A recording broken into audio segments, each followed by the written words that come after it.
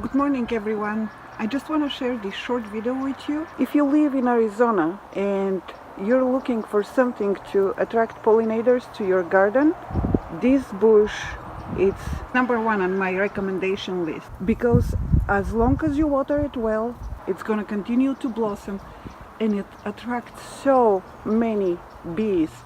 And every year I plan on making a video about it, and I forget. This is just a short one to show you that if you're in Arizona, you can buy this bush from any nursery or Home Depot or Lowe's, and it grows relatively quickly because right now it's over 6 feet tall.